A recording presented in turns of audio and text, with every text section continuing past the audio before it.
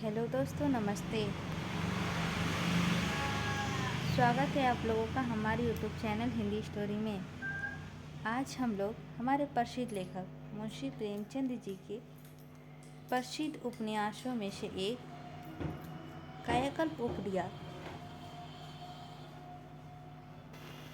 का अध्याय 35 पढ़ेंगे। तो चलिए बिना लेट किए हुए पढ़ना शुरू करते हैं। 5 साल गुजर गए पर चक्रधर का कुछ पता नहीं। फिर वही गर्मी के दिन है। दिन को लू चलती है, रात को अंगारे बरसते हैं, मगर अहिल्या को ना अब पंखे की जरूरत है, न खस की डड्डियों की। उस वियोगिनी को अब रोने के सिवा दूसरा काम नहीं है। विलास की किसी बात से अब उसे प्रेम नहीं है। जिन वस्तुओं से प्रेम में फंसकर उसने अपने प्रीतम से हाथ धोया, वे सभी उसकी आंखों से कांटे की भांति खटकती और हृदय में सूल की भांति चुभती है। मनोरमा से अब उसका यह बर्ताव नहीं रहा। मनोरमा ही क्यों, लौंडियों तक से वह नर्मदा के साथ बोलती और शंखधर के बिना तो अब एक भी क्षण नहीं रहती। पति को खोकर उसने अपने को पा लिया, मगर वह विलसिता में पड़कर अपने को भूल ना गई होती तो पति को खोती ही क्यों। वह अपने को बार बार धिक्कारती है कि चक्रधर के साथ क्यों न चली गई। शंखधर उससे पूछता है, अम्मा बाबूजी कब आएंगे? वह क्यों चले गए अम्मा जी? आते ही क्यों नहीं? तुमने उनको क्यों जाने दिया अम्मा जी? तुमने हमको उनके साथ क्यों नहीं जाने दिया? तुम उनके साथ क्यों नहीं गई अम्मा? बताओ, बेचारा अकेले ना जाने कहाँ पड़े होंगे। मैं भी उनके साथ जंगलों में घूमता। क्यों अम्मा, उन्होंने बहुत विद्या पढ़ी है। रानी अम्मा कहती है, वह आदमी नहीं देवता है। क्यों अम्मा जी, वह भी देवता है?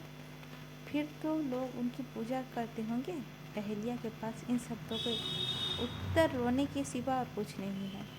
शंखधर कभी कभी अकेले बैठकर रोता है, कभी कभी अकेले बैठा सोचा करता है कि पिताजी कैसे आएंगे। शंखधर का जी अपने पिता की कृति सुनने से कभी नहीं भरता। वह रोज अपनी शादी के पास जाता है और वहाँ उसकी गोद में बैठा हुआ घंटों उनकी बातें सुन करता है। चक्रधर की पुस्तकों को वह उलट पुलट कर देखता है और चाहता है कि मैं भी जल्दी से बड़ा हो जाऊं और ये किताबें पढ़ने लगूं। निर्मला दिन भर उनकी राह देखा करती है, उसे देखते ही निहाल हो जाती है। शंखधर ही अब उसके जीवन का आधार है। अहिल्या का मुंह भी वह देखना नहीं चाहती।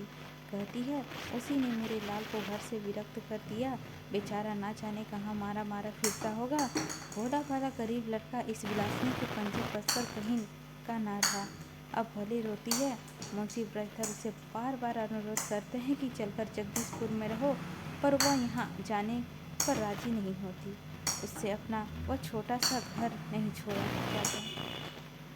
मुंशी जी को अब रियासत में 1000 रुपये महीना वाजिबा मिलता है। राजा साहब ने उन्हें रियासत के कामों से मुक्त कर दिया है। इसीलिए मुंशी जी अब अधिकांश घर में ही रहते हैं। शराब का मात्रा तो धन के साथ नहीं बढ़ी, बल्कि और घट गई, लेकिन संगीत प्रेम बहुत बढ़ गया। सारे दिन उनके विलास कमरे में कायनाचारों की बैठक रहती। मोहल्ले में अब कोई गरीब नहीं रहा। मुंशी जी सबको कुछ न कुछ महीना बांध दिया है। उनके हाथों में पैसे नहीं टिका। अब तो और नहीं टिकते। उनका मनोवृत्ति भक्ति की ओर नहीं है। दान को दान समझकर वह नहीं देते, न इसीलिए कि जन्म में उनका कोई फल मिलेगा। वह इसीलिए देते हैं कि उनकी यह आदत है, यह भी उनका राग है, इसमें उन्हें आनंद मिलता है। वह अपनी कृति भी नहीं सुनना चाहते, इसीलिए जो कुछ देते हैं गुप्त रूप से देते हैं। अभिप्राय खाली रहते हैं और रुपयों के लिए मनोरमा की जान खाते रहते हैं। बिगड़ बिगड़ कर पत्र पर पत्र लिखते हैं, जाकर खरी खोटी सुना लाते हैं और कुछ न कुछ ले जाते हैं।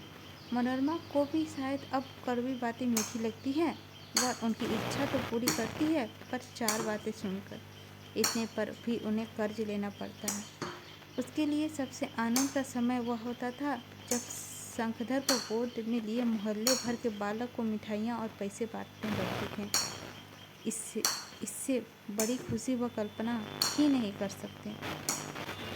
एक दिन शंखधर 9 बजे आ पहुंचा। गुरु सेवक सिंह उसके साथ थे। यह महाशय रियासत जगदीशपुर के तस्ले थे। जिस अवसर पर जो काम जरूरी समझा जाता था वह उन्हें लिया जाता था। निर्मला उस समय स्नान करके तुलसी पर जल चढ़ा रही थी। जब वह जल चढ़कर आई तो शंखधर ने पूछा, दादी जी, तुम पूजा क्यों करती हो? निर्मला ने शंखधर को गोद में लेकर कहा, बेटा, भगवान से मांगती हूँ कि मेरी मनोकामना पूर्ण करे। शंखधर, भगवान सबके मन की बात जानते हैं। निर्मला, हाँ बेटा, भगवान सब कुछ जानते हैं। शंखधर, दादाजी, तुम्हारी क्या मनोकामना है? निर्मला, यही बेटा कि दादी जी, तुम्हारी क्या मनोकामना है? निर्मला, यही बेटा कि तुम्हारे बाबूजी आ जाए और तुम जल्दी से बड़े हो जाओ। शंखधर बाहर मौसी जी के पास चला गया और उसके पास बैठकर सितार से गीत गाते सुनाता रहा। दूसरे दिन प्रातःकाल शंखधर ने स्नान किया, लेकिन स्नान करके वह जलपान करने ना आया। गुरु सेवक सिंह के पास पढ़ने भी ना गया।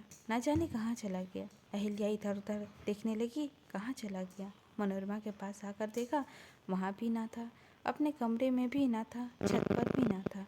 दोनों रमणियों घबराई कि स्नान करके कहाँ चला गया। लौंडियों से पूछा कि उन सबों ने भी कहा, हमने तो उन्हें नहाकर आते देखा, फिर कहाँ चले गए, यह हमें नहीं मालूम। चारों ओर तलाश होने लगी। दोनों बगीचे की ओर दौड़ी गई, वहाँ भी ना दिखाई दिया। साहस से बगीचे के पल्ले सिरे पर, जहाँ दिन को भी सन्नाटा रहता था, उनकी झलक दिखाई दी। दोनों चुपके चुपके वहाँ गई और एक पेड़ की आड़ में खड़ी होकर देखने लगी। शंखधर तुलसी के चबूतरे के सामने आसन मारे आंख बंद किए ध्यान सा लगाए बैठा था। उसके सामने कुछ फूल पड़े हुए थे।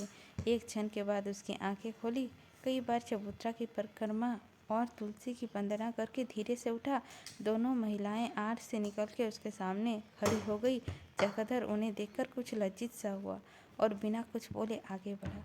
मनोरमा, वहाँ क्या करते थे बेटा? शंखधर, कुछ तो नहीं, ऐसे ही घूमता था। मनोरमा, नहीं, कुछ तो कर रहे थे।